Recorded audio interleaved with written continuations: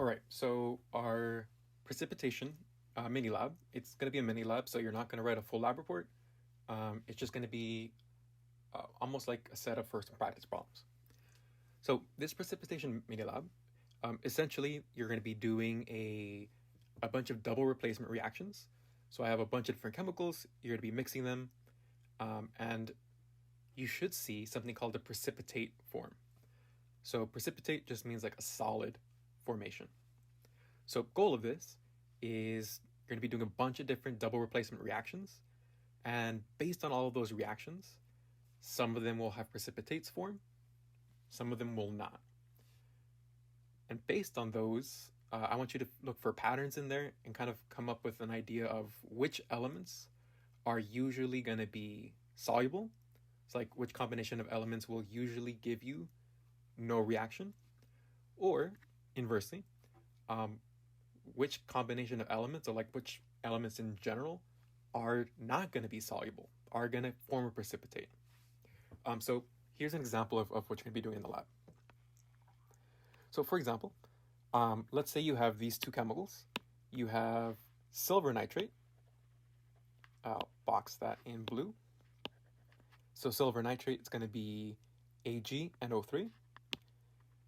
And then you have sodium chloride, NaCl. I'm going to mix these two together, and I want to see if a reaction happens. So you're going to have one of these reaction plates. It's essentially a little flat piece of plastic that has a bunch of these little what we call reaction wells in them. They're just little like dimples where you can pour in liquids in there and mix things. So we're going to take one of these reaction wells. So we'll take like this one, and we're going to look at it here. So this is kind of like a drawing of one of those reaction wells. Where, like, that's the top of the well, that's at the bottom, and I can like drop stuff inside. So first things first, I'm going to put in my silver nitrate. So I'll put in like a drop of that. So I might have some silver nitrate in there. And in there, I'm also going to add my sodium chloride. So now separately, these would just be like chemicals here, liquid chemicals. But when I mix these two things, what you'll see in the lab is you'll form like a solid in there. So for precipitates,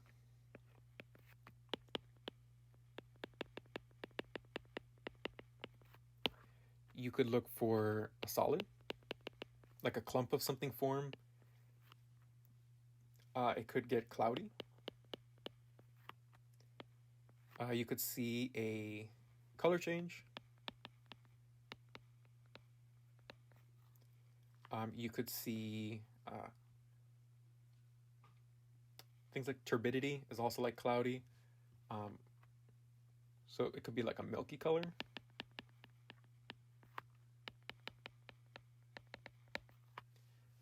But you're going to see like something that's not just pure liquids. So that'll give you an idea that a precipitate formed. And I'm saying in this reaction, a precipitate will form. So let's try to understand what's going on in form of like chemical reactions and writing things out. So we're going to start off here with a, we'll just call this a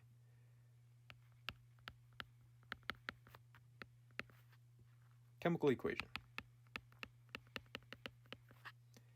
So I started off with my my silver nitrate, my AgNO3, plus NaCl, my sodium chloride. If you don't remember what AQ means, AQ just stands for aqueous.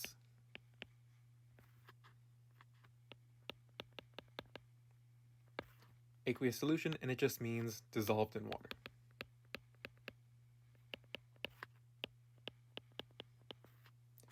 So we're saying that this AgNO3 is not a solid.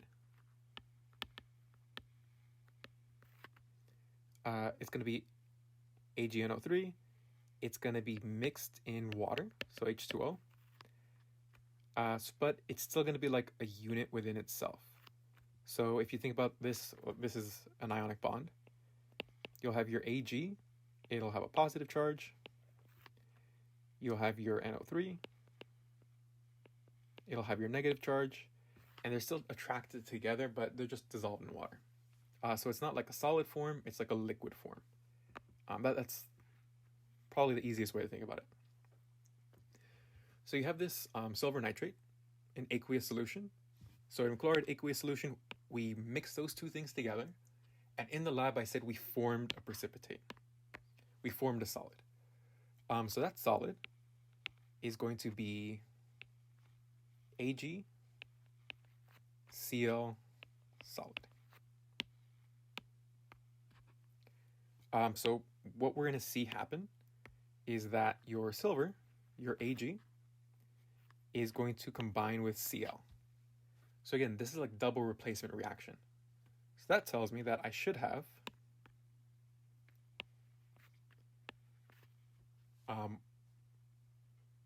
the other product be my sodium nitrate.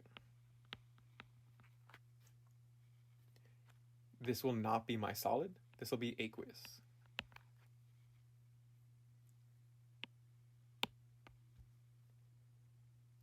So that's just my balanced equation, right? But let's say I want to try to understand what's happening in the reaction to actually like make this combination. So what I'm going to do is take my my reactants and I'm going to start breaking them up. So this AgNO3, I'm going to break it up. I'm going to say within this molecule, the silver, the Ag, that is going to be positively charged. And then this is going to be aqueous. And then my nitrate is also going to be there. And that's going to be aqueous. And I'm going to say these two things are like separated because I'm thinking about like how are they going to be able to combine? Well, if silver is going to go replace the sodium in that sodium chloride, they have to separate. And now I have to separate my sodium chloride too. So for my sodium chloride, this was negative. So for my sodium chloride, actually let's do them all in different colors. So my sodium chloride, going to bring Na. That'll be aqueous, and that'll be a positive charge. Again, the element in front, those will always be the positive ones. Then we're going to pull off Cl. And then Cl we'll bring over here. My chlorine will be my negative charge, and that is also aqueous.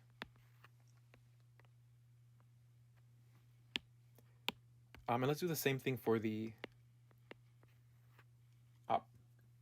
other side. Well, over here, see how that's solid? So that means I'm going to leave these two together. That's like a solid thing that formed. Those didn't get separated. I'm going to add that over here. Na, we did in that purplish color.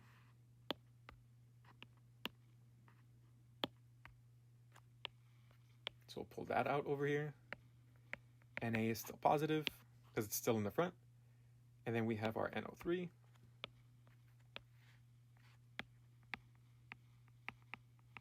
And that is going to be aqueous as well.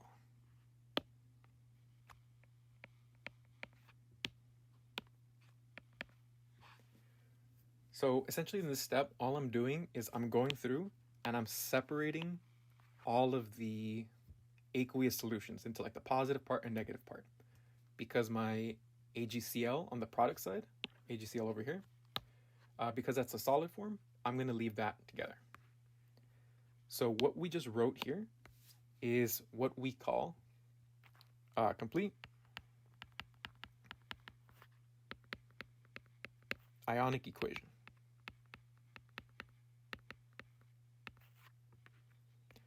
So this complete ionic equation,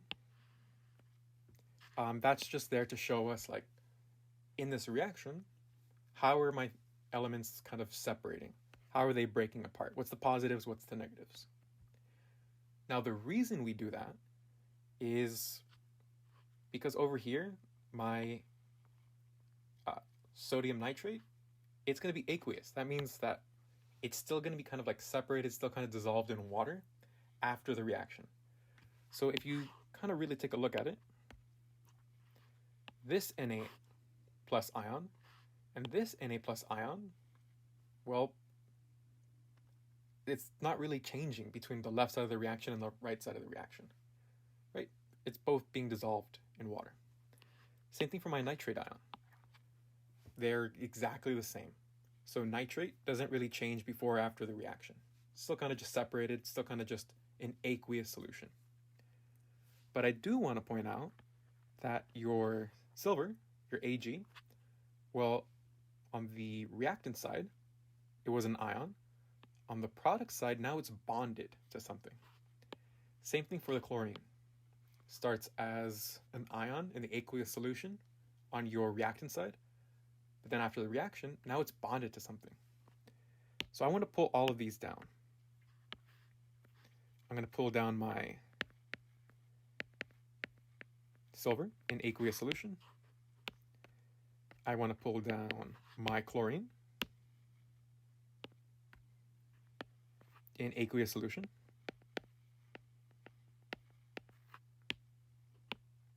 Bring down my reaction arrow. And I'm going to bring down my precipitate. Well, now I want to point out that there is a change happening here. Basically, all I'm doing is I'm going through and I'm getting rid of all of these ions up on top that aren't really doing anything. We call all of these spectator ions.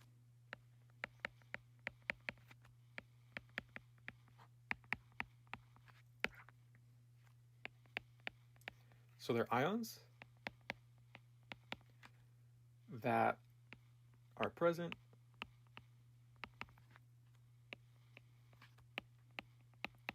on both the reactants and products. So what we're basically saying is like they're just kind of there. They're not really doing anything in the reaction, that we don't really care about them.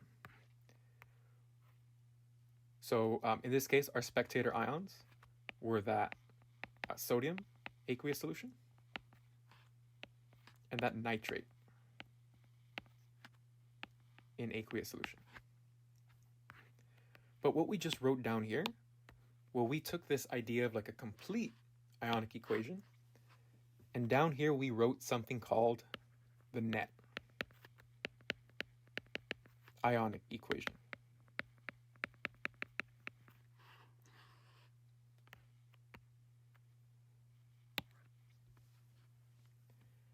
So goal of the lab is you're going to be mixing a bunch of things, and I'm going to want you to write these net ionic equations for each of those reactions. So if you go to Schoology and you take a look at, in this folder, it's going to be called Double Replacement Lab. You read through it, it's going to tell you a bunch of the chemicals you're going to be mixing. If you scroll down, on the second page, you're going to see a data table. So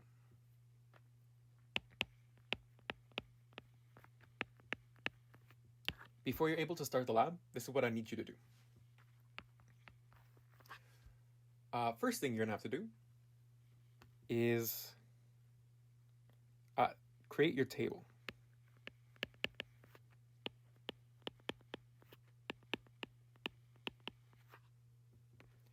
So you're going to be making a grid. It is going to be 1, 2, 3, 4, 5, 6, 7, 8, 9. 9 by 1, 2, 3, 4, 5, 6, 7, 8, 9, 10. I'm going to be making a 10 by 10 table.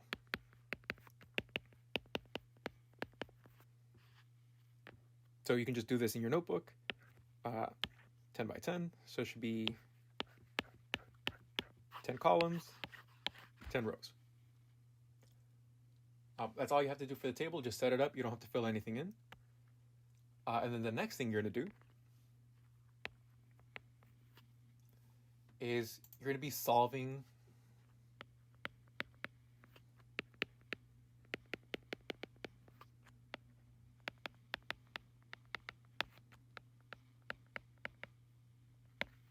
a practice net ionic equation. You're going to be solving this one, showing me if you get it, as long as you and whoever you're working with, that group, as long as you guys get it, I'll be letting you guys start the lab. So the one that I'm going to want you guys to do is going to be, we'll do MgCl2 in aqueous solution. You're going to react that with silver nitrate. That is also going to be an aqueous solution. And that is going to form silver chloride. That's going to be solid as well. And you're also going to have magnesium nitrate.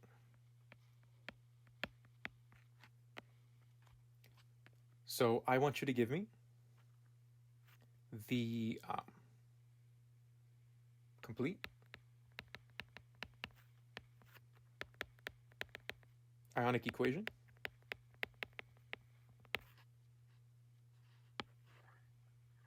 so give me that there, and then you'll also give me the net.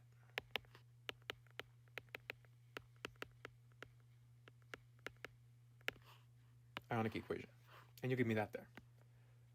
So before you're able to start the lab, I'll be looking for those two things. The data table, so that you can fill it in once you start lab. And I want you to give me the complete ionic equation, the net ionic equation, for this reaction here.